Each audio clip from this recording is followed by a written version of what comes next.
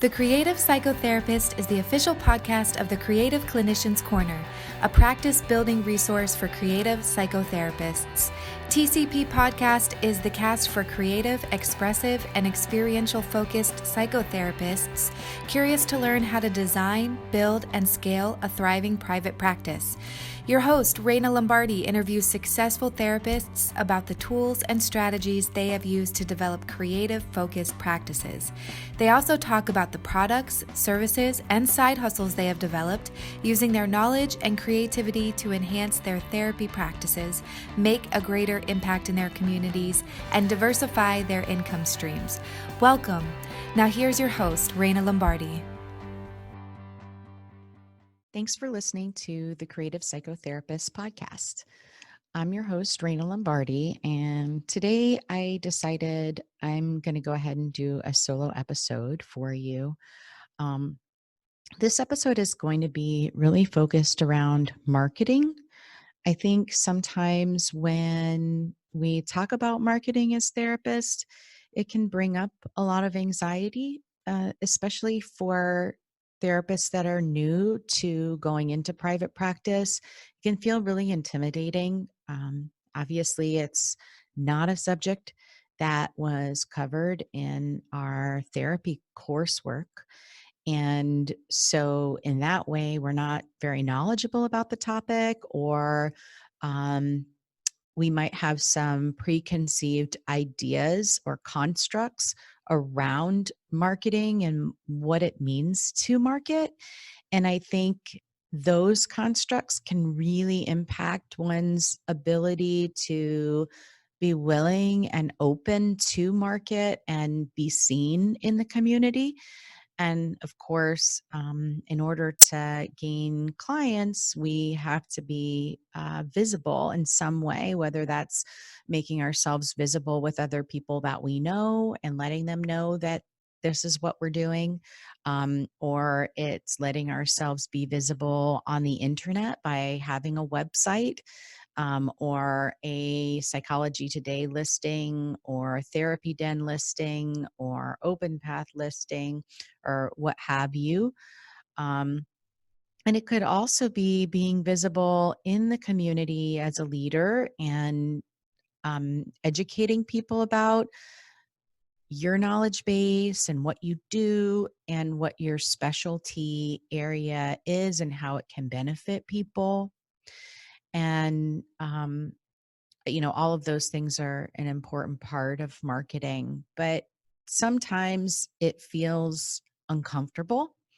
And so I want to spend some time kind of breaking down some of these concepts and talking a little bit about how you can think about creating a marketing strategy that aligns with who you are, yet also starts to push you forward to maybe overcome some of the fears that you might have about putting yourself out there, um, when it comes to engaging in marketing activities. And so let's get started. The first thing that I I think comes to mind is, maybe similar to how we think about therapy when we go into the therapy room and we're going to engage with a new client. We talk about meeting the client where they are at currently, right? We're not going to make the client meet us where we're at. We want to meet the client where they're at. And I think that is an important message to remember when we're thinking about marketing and how we market. And there's a great quote by Megan Keeney, that says, "Don't push people to where you want to be, meet them where they are." And that's what we need to be doing in our messaging when we are starting to market, so that the if we can do that, then the client, our potential client, will say, "Oh, hey, they're talking directly to me and they can see me. And if they can see me already, then maybe they can help me. Maybe they're the right one to help me." Um, so a few of the things that I want to focus on are kind of the difference that I have constructed for myself about advertisement versus marketing. And I kind of think about them in different ways. And that's helped me move into a better position where I feel more comfortable with marketing than when I did when I first started. When I first started in private practice, I remember being invited to go to like an organization and give a presentation about what I did. And I remember just sweating to death. Like I was hot. My whole body was hot. I could feel my nerves trembling on the inside. Like the idea of going out there and saying, I do this, here's my name, here's what I do, here's where I work. It was really hard. I struggled. And I know that it came from a place of like, well, do I actually know what I'm doing enough to really be doing what I'm doing? Which, of course, I did. It was just that fear part that was talking within me. And then I remember having to go out and having like a table at a community event, a vendor table, and talking to random people about what the practice did, who all the people were that worked in the practice, and how our practice differed from traditional therapies. And that too was really anxiety inducing for me. But the more I did it, the more comfortable I started to feel. And the more I realized I'm just talking to people in the same way that I would just talk to people when they came in for treatment.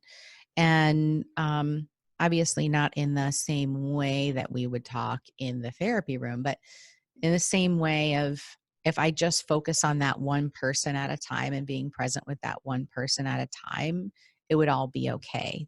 That was um, nerves that I had already worked through and felt comfortable in that position. So I want to talk to you about the difference between the advertisement piece and the marketing piece. Marketing strategies that grow your business and establish yourself as an expert, and how to go about networking as we're moving into this, I would say, era of telehealth and social distancing. I know many states are now in the process of reopening, and I'm hearing from a lot of therapists that they're not yet comfortable and they're hesitant to going back to opening and seeing people in person, simply because they're just not sure if they can keep people safe and protected. And I can totally appreciate that. Or perhaps they are struggling with their own health issues that do not allow them or prevent them from going back and being in the same space as other people. And so we're going to spend a little bit of time talking about networking as well. And I think networking comes into the idea of marketing. That's part of the process. But I think it's important to acknowledge that if fear does come up for you when you think about marketing, to validate that that's okay to feel that way. It does for a lot of people. Um, and it's possible to market and learn to embrace the fear and grow from it.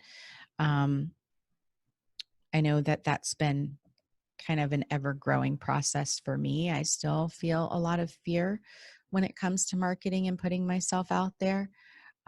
But through working on that, it has allowed me to feel a lot more comfortable with public speaking, being in, giving conference presentations and community presentations and things like that. And then also to even do this podcast. Like, if I were to think back to who I was, where I was when I first went into private practice, I never ever would have imagined that I would be doing what I'm doing today. But it was through that consistency of stretching that place where fear rests, right? Each time you meet it at the edge and you put one step forward and you inch a little bit farther out of your comfort zone, it starts to feel like the normal thing to do. And I've come to the realization that if I'm not pushing myself to that edge and willing to step that next step forward, then I stay stuck in that place and I don't continue to evolve and grow. And if I'm not continuing to evolve and grow, my practice is not continuing to evolve and grow.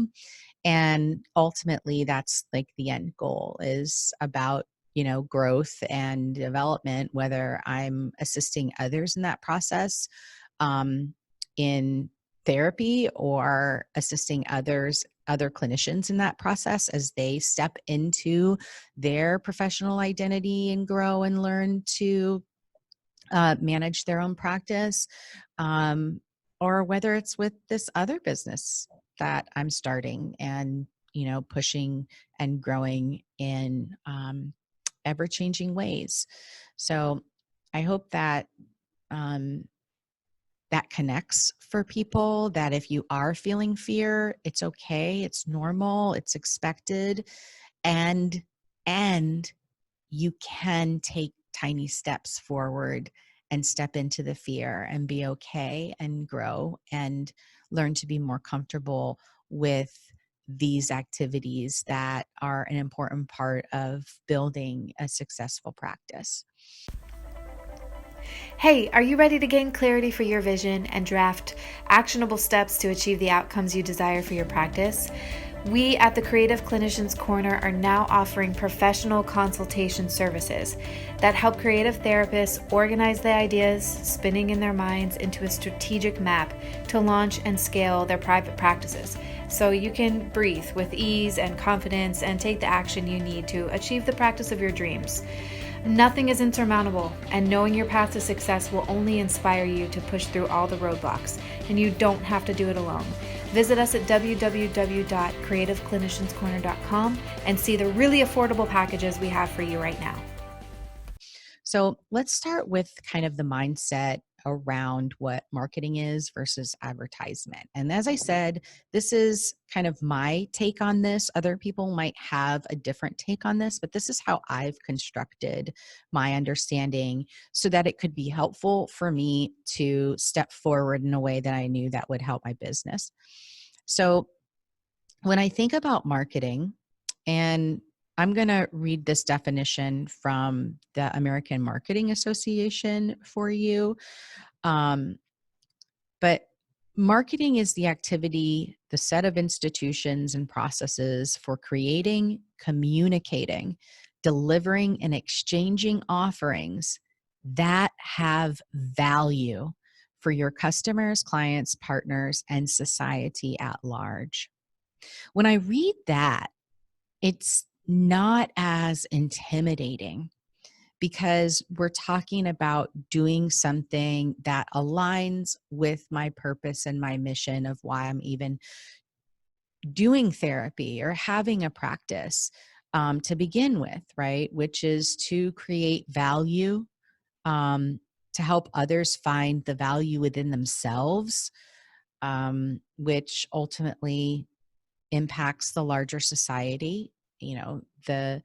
The wellness of a community is defined by the wellness of the individuals within that community. So the healthier that we become, the healthier our community becomes.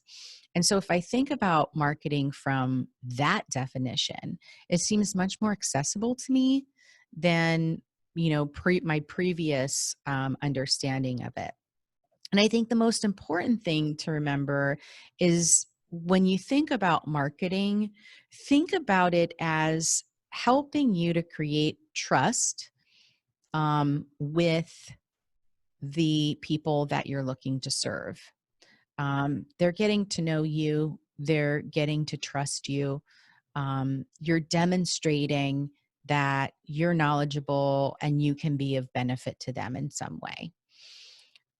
Versus when I think about advertising, advertising is the process of exchanging payment or donation for the opportunity to promote a product, service, or cause via text, image, video, live interaction with an audience. And oftentimes, I think the hang up here is when I think of advertising, I don't think of how it's creating value for me.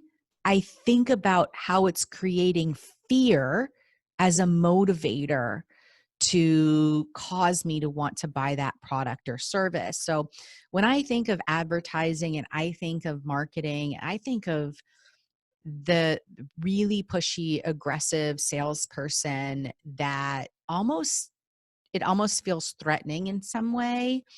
And there's kind of this like sleazy, schmoozy essence that they're oozing. And that does not connect with me. And so that's why it was helpful to take on this other definition where I really focus on, well, what's the value? If I'm going to be marketing, how can I be doing something of value for the community at large? That might be giving an educational workshop or a lecture. That might be giving an online lecture or Zoom group. It might be having people come to my office just to connect and network. It might be writing a blog post that hopefully will connect with somebody and provide some value and help them with a pain point that they're struggling with. So that all the information that I'm putting out there in terms of my marketing is really about being helpful. It's not about being selly. It's about being helpful and creating a value for somebody else.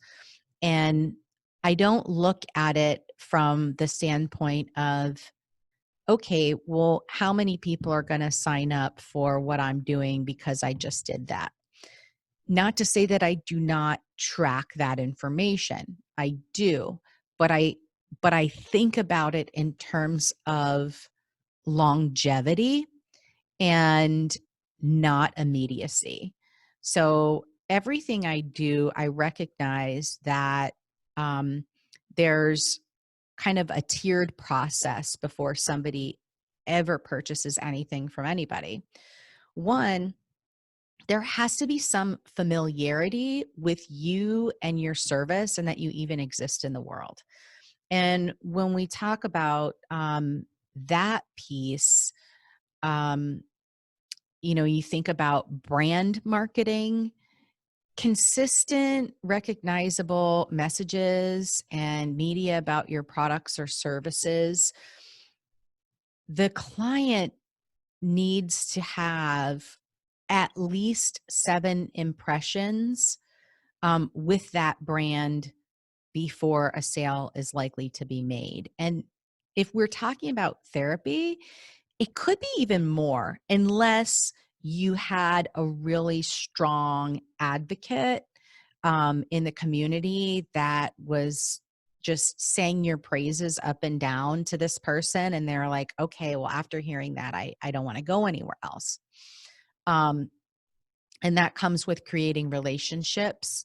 And we create relationships, really meaningful relationships, when we are honestly and authentically engaged and have genuine care about the success of the other person that we're connecting with. Um, the 7 impressions concept comes from marketing theory, which is called the rule of 7. And if you're interested in understanding brand marketing a little bit better, I highly recommend reading or listening to the book Start With Why by Simon Sinek. Um, it's a great book, and he really talks about the impact of creativity in brand design and messaging. And And that can be really helpful. So, in order for people to become familiar with you, they have to have seen your information out there. Um, and it's funny, sometimes people see things, they'll drive by or walk by a building many times. And I've heard this because I've had people come into my office and like just, unsolicited person, like, I was just walking by and I saw your sign. I'm in the building down the road. I've never seen it before. How long have you been here? Tell me more about what you do. I've been here for, I don't know, almost 2 years. And this is the first time that person has like actually recognized it, right? They may have seen it, but it didn't become integrated into their vision. So like their like realization and connection, like, oh, that's actually there. It passed by in their periphery. They didn't pay attention to it. They saw it at first glance. And then for whatever reason on that particular day, they connected with the sign and said, oh, let me go in there and find out more about what that is. And that's true of all the messages and content that you put out there. You know, people have to become familiar with what you are, who you are, what your practice is, um, before they're going to take the next step. Um, so I like to think about um, marketing as building and creating relationships. And again, if you go back to that idea of providing value, um, always above anything else, be of service. If you're always coming out of or coming into every interaction that you have with others, um, from that perspective of how can I be of service? How can I be of value? Um, that creates meaningful, memorable relationships. And the best marketers are always creating relationships. And they're creating relationships with their customers, with other brands, and other marketers. Okay. So what that means is, and that's a quote by Kurt Uhler. I hope I'm pronouncing his last name correctly. Um, but the relationships with the customers come with the content that you create that connects to their pain point and their lived experience, using imagery, verbiage, and a, a sensitivity to their painful experience in such a way that it just resonates, it clicks, and they go, oh my gosh, they get me. And that really helps to translate into somebody interested in working with you for therapy. If they already feel by the messaging and content that you're creating and putting out there that you get them and you get their experience, of course, they're going to come to you um, to help them resolve that pain point. And the other part is relationships with other brands and marketers. Well, who are the other brands and marketers? You need to be finding who the other therapists are, the other people that are working in your community and collaborative partners, and connecting with them. We're successful when we work collectively and collaboratively, I believe. Other people may have a different opinion, and that's okay. But in terms of how I operate and where I believe I've been successful is because I'm always thinking about not only the relationships that I'm building with clients and potential clients, but also with my colleagues, and how can I be of support to my colleagues?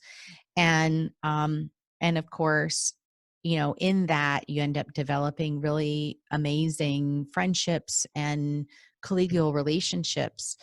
And I don't know. I mean, I don't know of more supportive friends than the therapists that I know.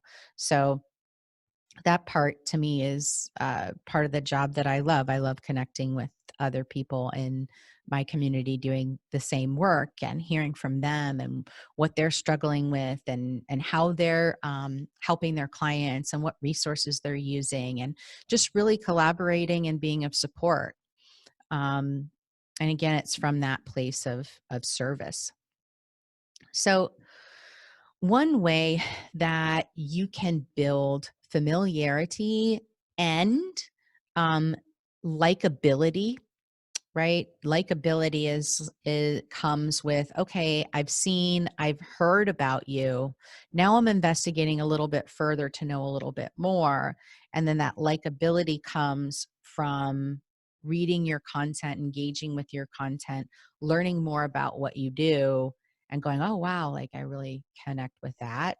But it goes back to the value piece.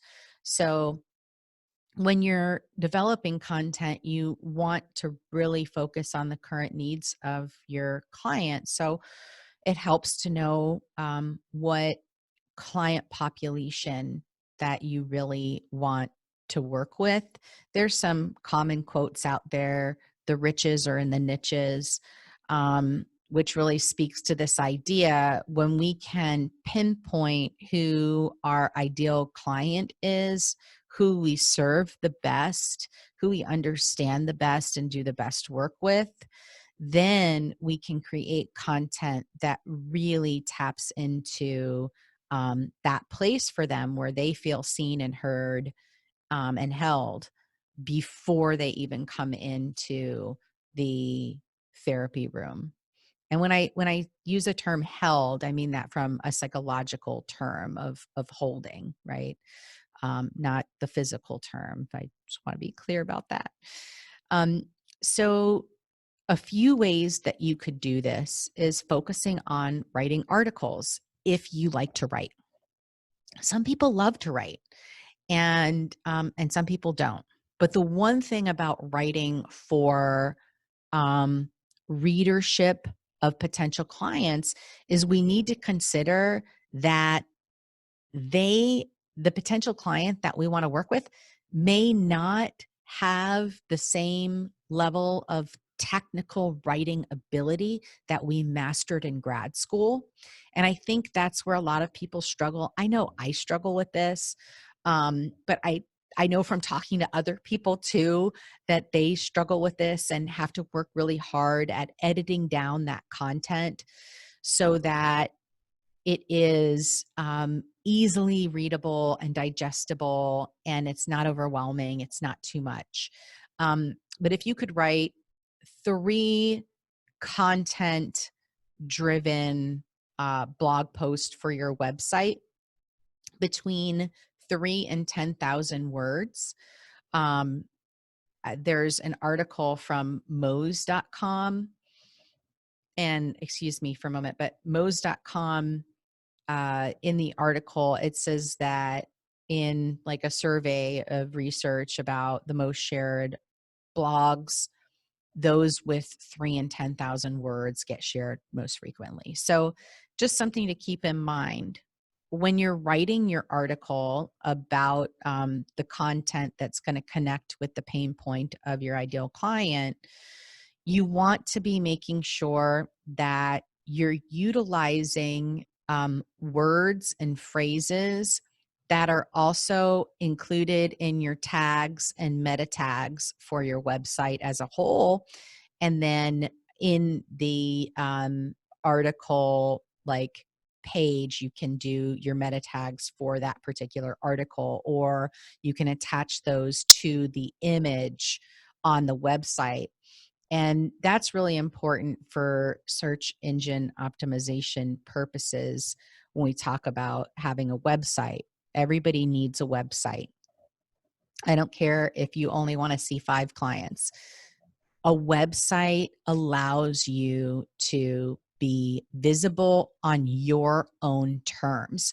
You can have a Psychology Today listing, you can have a LinkedIn profile, you can have a listing on any one of those membership sites, but they control the amount and type of content that you list there. you control the amount and type of content that you provide on your website. And if you can get to the first page of Google in your locale, then that is, in my experience of tracking results, that is way more impactful in leads for clients than my listings on the membership sites. I keep them up because, again, it's a link back to my website, and that helps also with search engine optimization. But I get the most return on my investment with my website in terms of getting new leads and referrals. So that is one way that you can do that. Another way is, if you hate to write, don't write. Don't. Instead, do videos. You can effectively do Facebook Live videos, record it in Facebook Live, and then you can export that. And you have to change the recording style, but a lot of websites, especially if you have a WordPress site, will then allow you to embed your video content onto the website. And then the video content will also help you boost SEO, because then you can still tag and meta tag those pages for the pain points that your client might experience, right? So, like, what are the search terms that somebody's going to be putting into the web search when they're looking for the right therapist, right? Are they looking for, depression Tampa? Are they looking for, music therapy Chattanooga, right? What are those terms that they're most likely going to be looking at? And that's going to relate to your ideal client and what their population is, and demographics, and also what their pain points are. You could create a short pamphlet about the benefits of telehealth, and that could be something that you could do in terms of like driving traffic right now, as we're at least most everybody that I know is doing telehealth in some capacity, if not part of the time, all of the time. But you could create a short pamphlet that could help provide educational information to a potential client that might be a little bit hesitant about coming in for telehealth, and they would prefer to meet in person for a variety of reasons. So that could be something that you could create and offer as a free download from your website. You could host a webinar about coping with uncertainty, let's say, or maybe you serve parents of children with special needs, and so it could be creative coping strategies for parents and their special needs children, or parents and their children with special needs. And you could host a webinar about that, and send that out, market that out. You would have to have kind of a following for something of that nature, which kind of comes later on. But you can always start wherever you're at. And I think that's really important. Earlier I said, I don't track for the immediacy. I look for the longevity. I'm here for the long haul. So everything that I do, the first time I do it, I expect crickets. I'm going to repeat that. Everything that I do, the first time I do it, I expect crickets, right? I do not expect people to see it and connect with it. I know from being in this for a while that it takes me time. So even if I say, okay, I'm going to host a webinar, I'm going to put it out there, I'm going to send it out to my contacts, I'm going to ask colleagues to share it with people that they might know that it would benefit. I'm going to share it in the Facebook groups and LinkedIn and all the other places that I'm marketing on the internet. And I don't expect anybody to sign up. or maybe one person. But even if nobody signs up, I am still going to do it. And the reason is I'm going to do it, one, because I am committed to it. If I committed to it, I'm going to do it. And I really believe firmly that in doing that, that basically sets things in motion. Like, okay, this is where, the energy is going to flow. And if we continue and we're persistent in that area, eventually people will come and it will fill. It might take some time to get to that point. But if I say, okay, nobody showed up, I'm just going to give up and I'm not going to try again, well, then that's a guarantee nobody's going to show up next time because there isn't going to be a next time. So even if you say, I'm going to host an open studio experience, once all of the social distancing, et cetera, has resolved, right? And nobody shows up, that's okay. Keep showing up. You keep holding the space. It's the same way what we would do if a client didn't show up for therapy that week. We would still hold the space. We would contact them. We would, remind them about our policies and procedures around that. But we would still stay there. We wouldn't just automatically leave because nobody showed up. So I think it's important to remember that as you're developing your content, if you're creating offerings that allow for person-to-person engagement with you, which I truly believe are very helpful, because now people not only see your brand, whatever your brand might be, but then they see you as the person and get to have some interaction with you, and that allows them, again, it builds the familiarity, but it also builds, like, it tells that person, like, yes, I like this person, or no, I don't, and so I'm going to go somewhere else. And it also allows for you to develop like a trusting rapport with that potential client. So another potential option that you could do is to create a specialized private Facebook group dedicated to a specific topic. And this one, you have to be careful because of the ethical guidelines in regards to how we use social media with clients. And so this might not necessarily be a client-facing Facebook group. This could be more of a Facebook group directed at potential collaborators in your community. So maybe it's like, Austin therapists serving elders, or maybe it's, uh, New York LCATs, for example.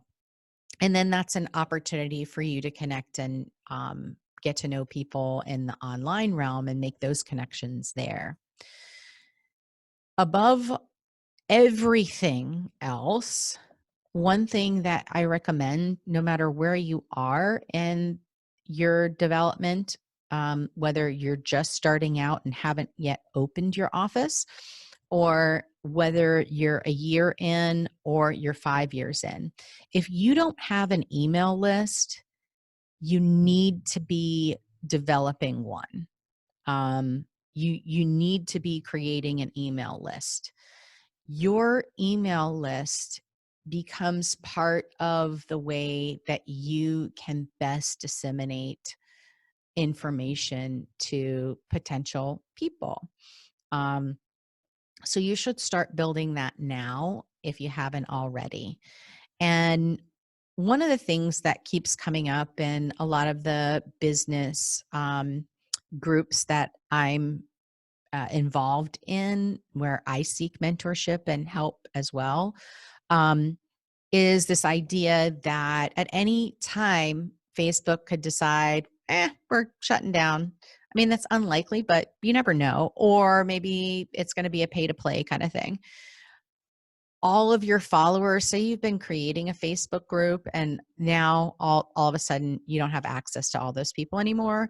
Now you have to start from scratch again. With an email list, you own that list of emails basically. So no matter what happens with anything else on social media, you still have that direct connection with your audience that you're working on building and developing. So there's a few different types of marketing, for some people, they are very focused on something called cause marketing. And you've probably seen this for a lot of different, let's say, either humanitarian, like businesses or corporations that have humanitarian interests, they might engage in this. So for example, if you say bought like a pair of shoes, they would donate a pair of shoes to an organization that serves people that don't have access to those things. So with cause marketing, it creates an interest and support based around a like-minded issue, cause, or community. And so an example would be for every blank purchased, a blank percentage would be donated to X cause.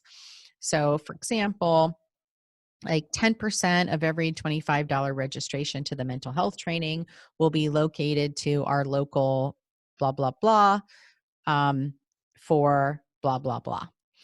And again, we have to be thinking about our ethics when it comes to this type of marketing, because if you consider this method, you have to know that it would be unethical for us to give or receive payment in exchange for referrals for therapy services. So if you were thinking about cause marketing and how that could be useful in your practice, it would not be ethical to use that in terms of how you exchanged your therapy services. But if you were providing something that was ancillary to therapy, it wasn't therapy, like the example that I listed, it was a mental health training, and that would be open to everybody, that wouldn't be receiving a referral or kickback. Whereas if I were saying for every person that I gave therapy to, I'm going to donate $10 to the local abuse shelter. And then if the abuse shelter was like referring because they were getting donations for the people that were being referred here, right? That creates like an unethical dynamic. And so we want to avoid that. But there are ways that you can use this type of marketing if you're offering other services that have nothing to do with therapy, but maybe support your therapy practice. Like I do mental health trainings because it supports the community, it supports the other therapists that I work with and collaborate with in the community. And plus it's, again, an opportunity to continue to be out providing value. And so in that way, I could do a cause marketing situation. When we think about social media marketing, if you're not familiar with social media and you don't like social media and you're starting a practice or you have a practice, but you don't have a social media account and you're worried about that, I hear you. I think that that is a very, very frequent challenge for many therapists. I think, some of the reasons that therapists end up being in the position that they are in is because they like the one-on-one relationship that we get to develop with our clients. And, we're not exactly putting ourselves out there and trying to be seen. And so social media is all about being seen. And so that might be something that someone has to work through a little bit, back to that, like taking little tiny steps. So if social media isn't comfortable for you, try just using one. Try picking one social media platform and just focusing on that a little bit at a time, and building from there. But there are a few things that you should consider. And one of them is evaluating which of those platforms have the most traffic and which of those platforms are being used by your ideal audience or the decision maker of your ideal audience. So if you're looking at, working with kids and teens, then you are going to want to be targeting the person that's responsible for making those decisions, and not necessarily the teen. Although you can target in certain ways there as well. There's a website that I found in April of this year, and let me just make sure it's called ahrefs.com.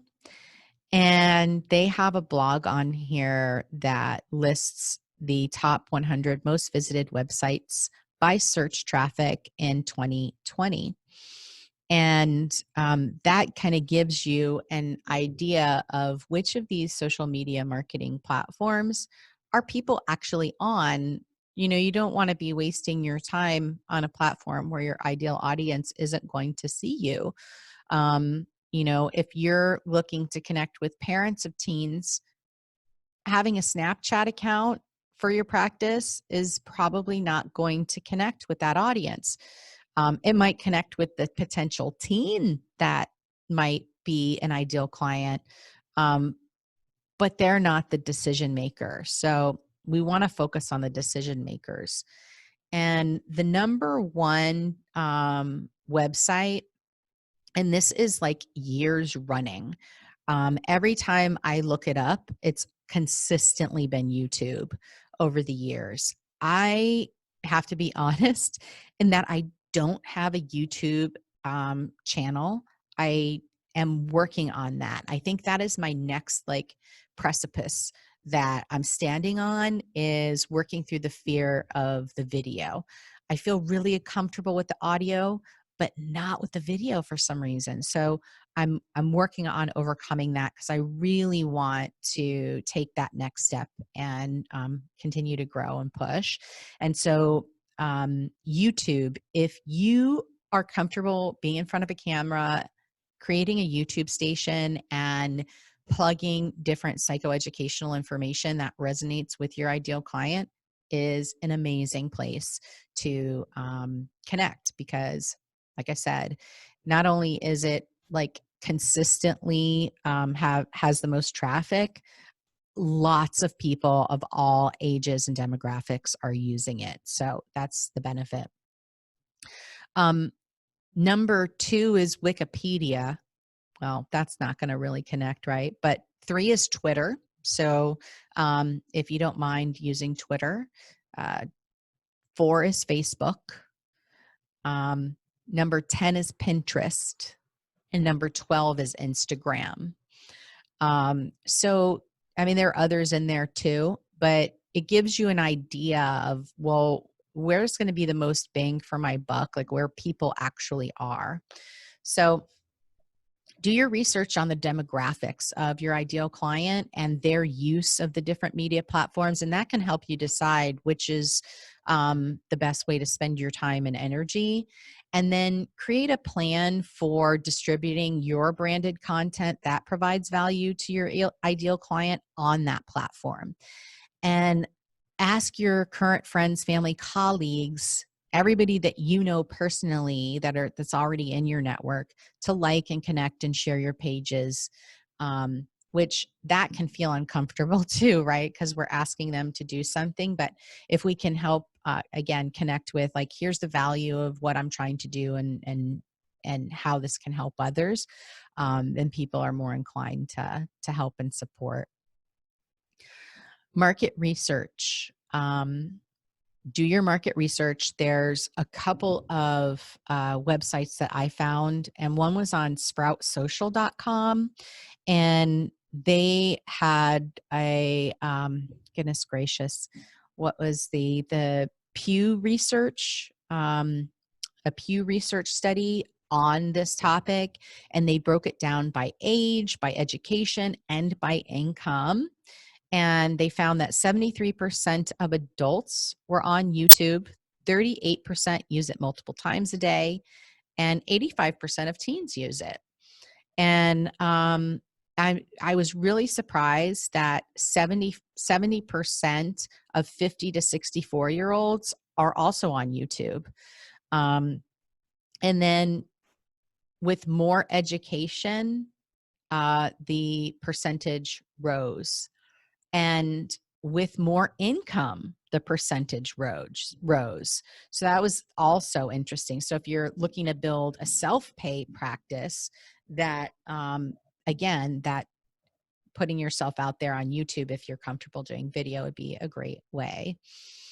They found that 7 in 10 adults use Facebook, and 74% of those users log on at least once per day, which I thought was pretty significant. And it was a large, even older generations of people are on Facebook now. So if that is your target audience, you could find them there too. 46% of people age 65 or older are on Facebook now. And there's 180 million users in the United States. So it's a great place to find an audience. The only thing that you should know is Facebook has been changing and evolving their algorithms and strategies to try and encourage you to use Facebook ads to promote your business. And so that can make it a little bit challenging to navigate. And that's where it becomes really helpful to create really dynamic, engaging content so that people are more willing to share it without you having to pay for that ad. Susan Cooper says, when we engage, enlighten, encourage, and especially be ourselves, social media is a community effort and everyone can be an asset. So when you're on there, that's the other piece is like, well, what am I supposed to say? What am I supposed to do? Right? Well, engage them, connect with them, entertain them, educate them, right? So if you can do that, then that's going to grow your audience. And the other piece is when you use something like Facebook or Twitter or, any one of the social media sites, even LinkedIn, it's about growing a network of people. And the more, like, the higher, there's a quote, it's something along the lines of your net worth matches your network.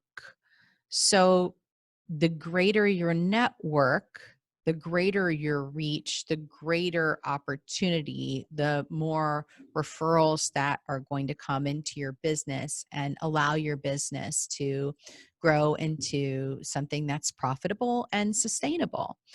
And, the key in growing your network is connecting with people that are in direct contact with your ideal client, which, obviously your network and their network could possibly be the same category of people, like friends, families, medical people, teachers, clergy, different colleagues, coaches, even the mechanic. Every place that you go is an opportunity to network and talk about who you are and what you do. And the more comfortable you become at saying, hey, this is who I am, and this is what I do, and this is how I help people, the more other people are going to be like, oh, wow, okay, I never heard of that, especially if it's a creative arts based approach. A lot of people don't exactly know. And so then that creates the opportunity for you to have that conversation and educate and edify, which the more we do, the more people will then say, oh, wow, I actually think that could be beneficial for me or for this person that I know. I'm going to share it with them. So you want to identify your ideal client and who they have the most contact with every day, every week, every month, every quarter, annually. And when you start to create your content and you start to put it out there, you want to make sure it's in front of the people that your ideal client has contact with every day. That could be, if you work with kids, it could be parents or educators, those people, and coaches, right? Like those are the people that are going to have contact with those kids every day and be able to recognize, like, hey, they're struggling with this and that. Like maybe they could use some help. And then you want to be delivering branded content that, again, focuses on substantial value and gives a quick win or solves a quick problem for them. So that could be maybe offering a quick video on like behavior management tools, right? It could be no more than 5 minutes. Or it could be something more extensive, like a, once a month support group for families during, families that are homeschooling. Or it could be a monthly email with tips and articles to support families. It could be, connecting with educators and asking the educator what they need right now. Maybe they need some support and with behavior management. Maybe they need support in creative interventions and keeping kids engaged. And you could be of service. And you want to prioritize the way you deliver content. If you do any videos are always going to rank the highest. They get the most shares, and they're the most engagements. And Facebook Live, Instagram Lives, anything where you can create the content in the platform itself is going to rank higher in the platform's algorithm. And then that's going to get your content pushed out more to your audience that you're trying to interact with. So those, always prioritize those. If you're not comfortable with that yet, no problem. Don't go there yet. Start where you are comfortable. That's the important part. Start where you are comfortable. And again, teeter out a little bit farther as you consistently grow and build your practice. The next thing would be audio content or pre-recorded video content that you then share, like this podcast. See, I haven't reached the top of the hierarchy yet myself. I've tried to do the Facebook Lives and things like that, and I've done a few, but I have a lot of resistance about it still, I guess. I'm working through that myself. The next piece would be lengthy text posts that create value, and lengthy text posts that create value with really beautiful images. And the thing about the lengthy text post is, though, you want to keep the sentence structure short, and you want it to be readable by, like, think about how newspapers write. They write for an audience with a fluency level in the middle school range. And that's how we want to be writing too, because if you were writing the way we were writing papers in grad school, people are going to be like, I can't read that. That's just too much. I can't read that. So we want the post to be simple. We want to bold words that stand out and connect, that that again link with the client's pain point and what we're trying to help them resolve. And then the next piece would be a blog article or content for your website. If you're really loving blogging, then there are several syndicated platforms such as the Huffington Post, LinkedIn, and Thrive Global. And I'm sure there are more that you could potentially have your blogs posted there, and then they could go out to their network, but that also drives SEO traffic back to your website. And of course, that's even better if you can do that. You could also contact your local news media outlets and offer your expertise in mental health for interviews, tips on coping, etc., to be an expert in that area. And then create downloadable content for your website in exchange for an email, and note what they downloaded. That gives you some market research data. You can have you could create 3 different documents that have a slightly different um, point of focus, and then you can see which one's getting the most download. Well, that would probably be an area that you say, okay, like people are really interested in that. Then I could extend my focus and speak more to that in the content that I'm creating. Again, to connect further and provide value to the audience that you're looking to serve. And how can we network in these current times? Well, um, I say like start reconnecting if you haven't already with, past collegial relationships. Reach out to them by phone, email, message them on social media, or connect in social media groups and talk to them. Ask them, what are they struggling with right now? How are they doing? What are they up to? How are they marketing and connecting with clients right now, if they have a practice? And look for any possible opportunities for collaboration. Um, it's amazing what can happen when we are willing and open to collaborate and support the growth of others. Um, and then you might create your own Facebook group to connect with local colleagues. And that could be a great a way of sharing helpful and relevant information that could be beneficial to everybody in that community.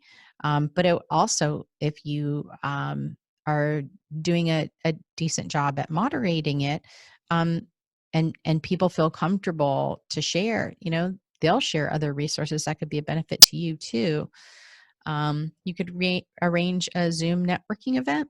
I know a lot of people are kind of exhausted by the whole social media piece, but it is an opportunity to connect right now in a way that is accessible um, for most therapists, and try to interact as much as possible and stay connected as much as possible.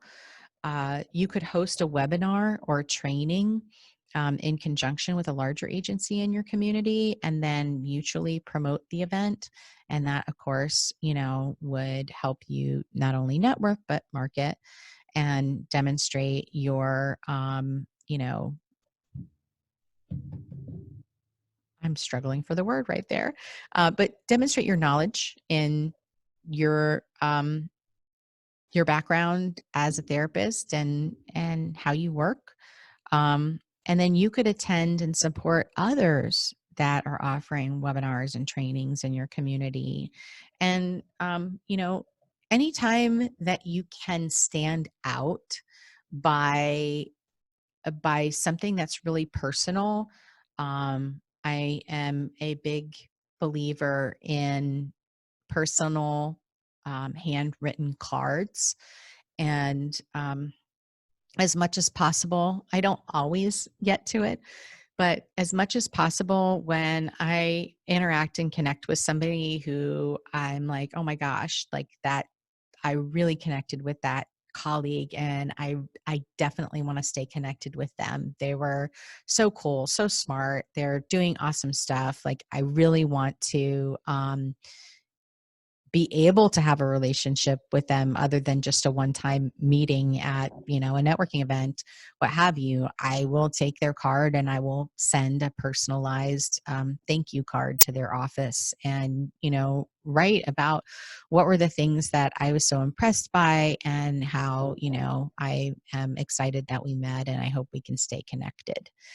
But I only do that if it's true, right? If it's true and authentic. We meet a lot of people. It doesn't necessarily mean that we have to nurture those relationships with everybody. We nurture the relationships with the people who are aligned and have similar mission and vision, and kind of a thread from heart to heart, that they're doing the work for the same reasons and connecting for the same reasons.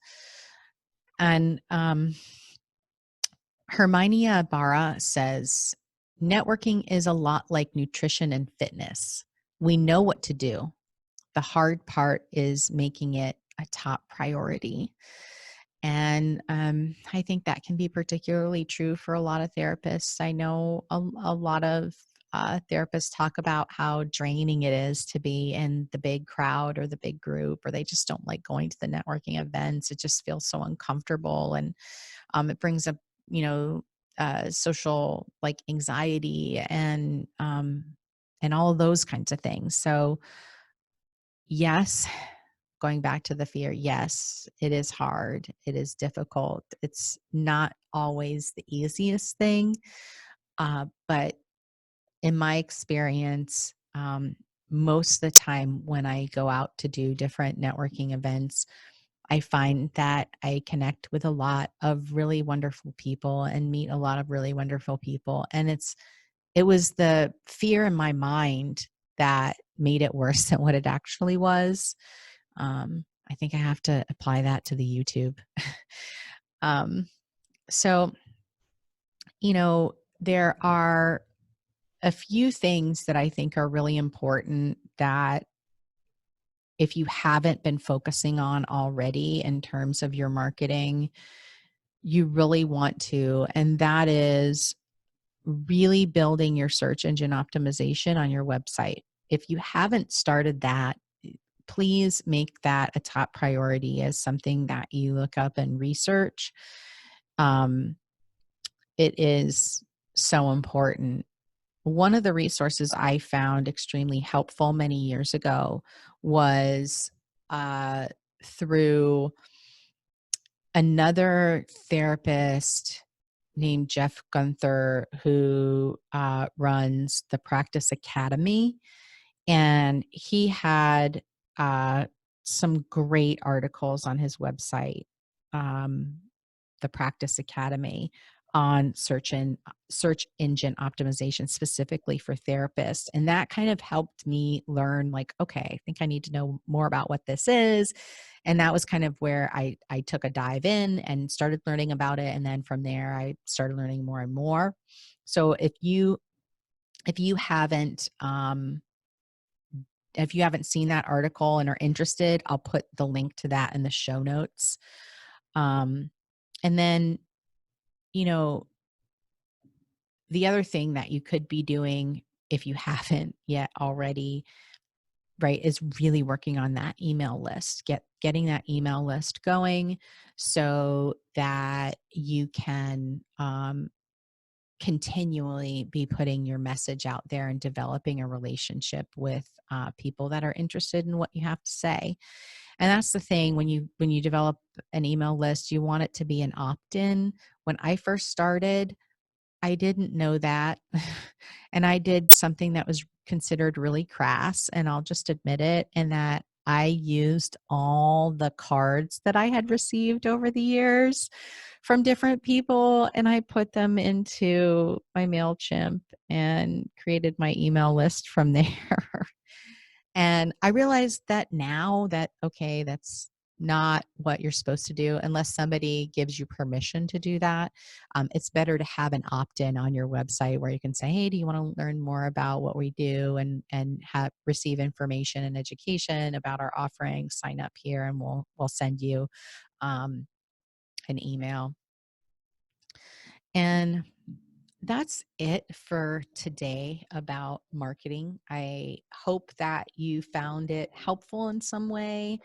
Obviously, there's tons more that we could talk about in regards to marketing. But I hope that in somewhere in there, there's somewhere where you've connected um, part of like where your comfort level is of something that you could do, whether that's just reaching out to old colleagues to talk to them about people that you're serving and, about your practice, or if it's putting yourself out there in a new networking group, increasing visibility using social media and connecting to other colleagues, blogging or doing video, or maybe even starting your own podcast. Who knows? Um, anyway, I'd love to hear how you're marketing and what the things that you're doing that have been successful and that are helping you to connect with your clients. And you can either send us an email about that at creativeclinician@gmail.com, or you can find us on Instagram or Facebook uh, at Creative Clinician and Creative Clinician's Corner, and let us know there. Anyway, thanks for listening and take good care. Thanks for listening to this episode of The Creative Psychotherapist. If you like what you heard, please rate, review, and subscribe wherever you listen to your favorite podcasts. For show notes, downloads, and additional resources, head over to the website at www.creativeclinicianscorner.com.